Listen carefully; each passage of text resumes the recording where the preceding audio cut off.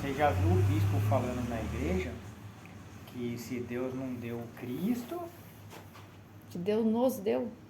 Deus nos deu Cristo, que era o filho dele, como que ele não dará todas as coisas?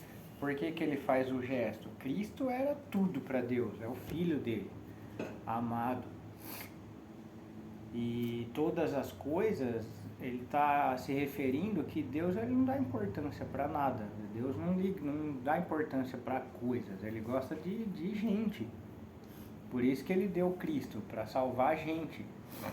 Então, eu separei uma palavra aqui que vai fazer a gente refletir, para a gente fazer isso que o bispo ensina na igreja para a gente fazer valer na nossa vida. Então, eu não vejo que é tão simples desse jeito. Então, vou começar uma palavra que eu separei assim, ó, o Senhor proverá.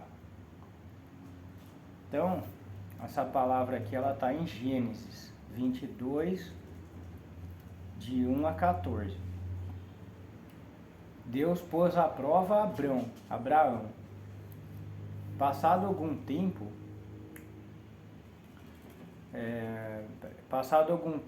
Deus pôs à prova Abraão, dizendo-lhe: Abraão, ele respondeu: eis-me aqui. Então disse Deus: tome seu filho, seu único filho Isaque, a quem você ama, e vá para a região de Moriá. Sacrifique-o ali, como holocausto num dos montes que eu lhe indicarei. Na manhã seguinte, Abraão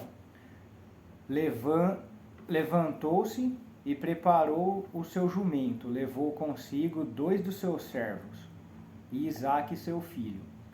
Depois de cortar a lenha para o holocausto, partiu em direção ao lugar que Deus lhe havia indicado. No terceiro dia de viagem, Abraão olhou e viu o lugar ao longe. Disse ele a seus servos: fiquem aqui com o jumento, enquanto eu e o rapaz vamos até lá. Depois de adorarmos, voltaremos. Abraão pegou a lenha para o holocausto e a colocou nos ombros do seu filho Isaque. E ele mesmo levou as brasas para o fogo e a faca, e caminhando os dois juntos, Isaque disse ao seu pai Abraão: meu pai. Sim, meu filho, respondeu Abraão. Isaque perguntou: as brasas e a lenha estão aqui, mas onde estão o cordeiro para o holocausto? Respondeu Abraão: Deus mesmo há de prover o cordeiro para o holocausto, meu filho. E os dois continuaram a caminhar juntos. Quando chegaram ao local que Deus lhe havia indicado, Abraão construiu um altar e sobre ele arrumou a lenha. Amarrou seu filho Isaque e o colocou sobre o altar, em cima da lenha. Então, estendeu a mão e pegou a faca para sacrificar seu filho. Mas o anjo do Senhor o chamou do céu: Abraão, Abraão. Eis-me aqui, respondeu ele. Não toque no rapaz, disse o anjo. Não lhe faça nada. Agora sei que você teme a Deus, porque não me negou seu filho, o seu único filho. Abraão ergueu os olhos e viu um cordeiro preso pelos chifres no arbusto. Foi lá, pegou, sacrificou como holocausto em lugar de seu filho.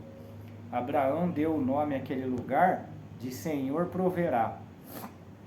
Então, quando a gente lê a palavra e às vezes a gente não entende e acha que Deus não é tão bom, ou que Deus castiga, ou que tudo que a gente já ouviu desde a nossa infância até hoje, basta um simples entendimento da palavra. Deus, ele é puro amor, ele é pura sabedoria, ele é puro... como se diz? misericórdia.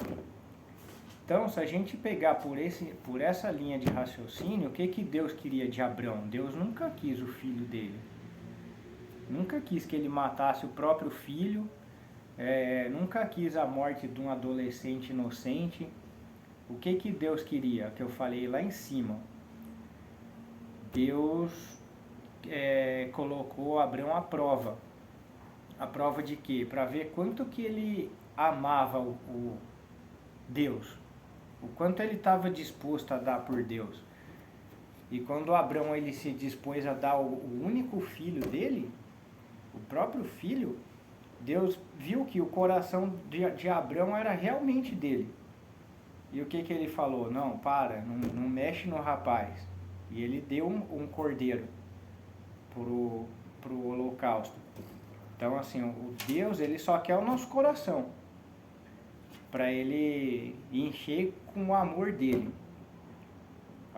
Deus, ele tem que ver que o nosso coração é dele. E que a gente coloca ele acima de tudo. Então, tem uma palavra, olha que legal aqui, né? Mateus. Está escrito em Mateus, no versículo 19, de 20 a 24. Esse aqui é uma passagem que ele fala de um jovem rico. Então, o jovem rico, né? Ele falou para Jesus. Aqui já é depois que Jesus nasceu. Nessa época de Abrão, foi Deus, próprio Deus que mandou. Jesus não tinha vindo ainda. Agora já foi Jesus que veio. Então olha a semelhança. Por isso que Jesus fala, eu e o Pai somos um, assim como eu por vocês. Então a gente tem que elevar o nosso pensamento a Jesus, e Jesus vai interceder com o Pai por tudo que a gente necessita. Então, olha, disse-lhe o jovem, disse a Jesus, a tudo isso eu tenho obedecido, o que me falta ainda? Jesus respondeu, se você quer ser perfeito, vá, venda os seus bens e dê o dinheiro aos pobres, e você terá um tesouro no céu, depois venha e siga-me. Ouvindo isso, o jovem afastou-se triste, porque tinha muitas riquezas. Então, Jesus disse aos discípulos, digo-lhes a verdade, dificilmente um rico entrará no reino dos céus. E lhe digo ainda, é mais fácil passar um camelo pelo fundo de uma agulha do que um rico entrar no reino dos céus. Então, o que Jesus quis dizer? Você lembra que o Abraão ele foi testado e ele se dispôs a dar o próprio filho. Agora, Jesus ele testou o jovem rico para ver até quanto que o jovem rico estava disposto. E ele não estava disposto a colocar a riqueza dele à prova. Então, por isso que Jesus fala que essas pessoas elas não vão entrar no reino dos céus. Não é porque Deus ou Jesus eles querem que a gente seja pobre. Eles querem que a gente prospere, mas que a gente prospere com sabedoria. E a sabedoria que Deus espera da gente é que a gente não coloque ninguém acima dele. Então, olha que legal, eu separei uma outra passagem aqui, que está em Lucas 16, que fala do administrador astuto. Olha que legal que ele fala, nenhum servo pode servir a dois senhores, pois odiará a um e amará ao outro, ou se dedicará a um e desprezará o outro. Vocês não podem servir a Deus e ao dinheiro. Os fariseus que amavam o dinheiro ouviam tudo isso e zombaram de Jesus. E Jesus lhes disse, vocês são os que se justificam a si mesmo aos olhos dos homens, mas Deus conhece o coração de vocês. Aquilo que tem muito valor entre os homens é detestável aos olhos de Deus. Então, olha como que a palavra é clara. Deus, ele quer que a gente seja próspero. como diz o pastor lá na igreja, se ele não deu o filho dele, deu Cristo, por que ele não dará todas as coisas? Se a gente não está tendo ainda, não está desfrutando de todas as coisas que é do nosso Pai, talvez é porque o nosso coração não esteja do jeito que o Pai espera que esteja. Certo? Então, assim, a todo momento a gente vai ter uma prova. E a gente tem que estar disposto a oferecer tudo que a gente tem. Porque Deus vai conhecer o nosso coração.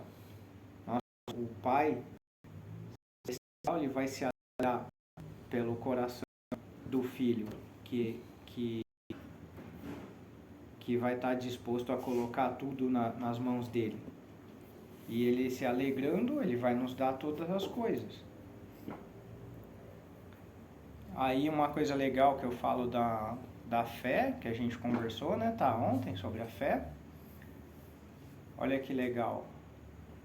Quando a gente começa a entender um pouquinho da palavra de Deus, eu falei para você que eu passei da fase da fé, né?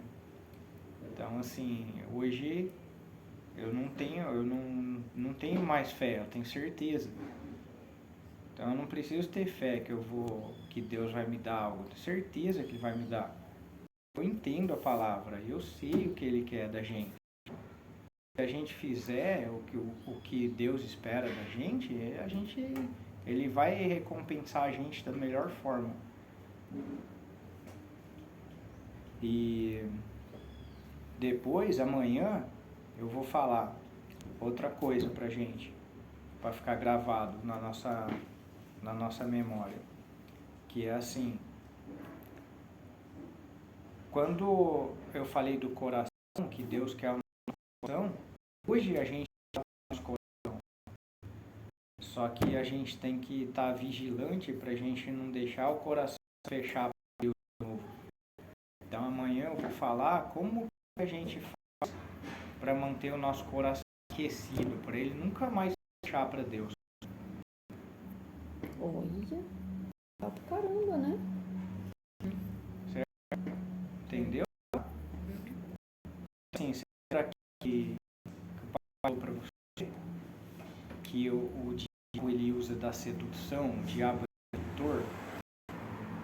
Então, assim, olha que legal que eu vou falar para você. Da gente ter fé e a gente ter certeza. Fala uma coisa para mim que você tem fé, que você quer, e você tem fé que vai acontecer.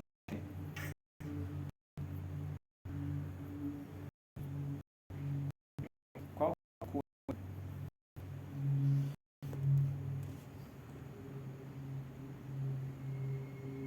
é da sua mente de ontem?